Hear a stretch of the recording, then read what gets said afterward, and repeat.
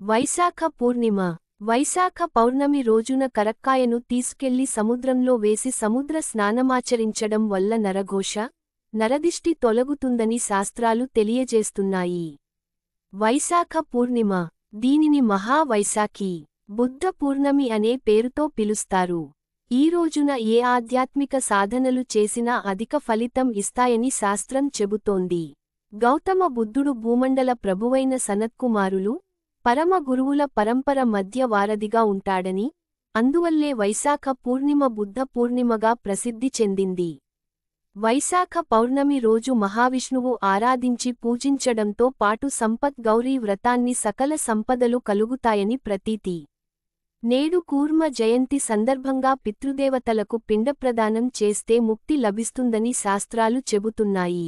వైశాఖ పౌర్ణమి రోజు చేసే దానధర్మాలకు అనేక శుభ ఫలితాలు ఉన్నాయని పురాణాలు పేర్కొంటున్నాయి.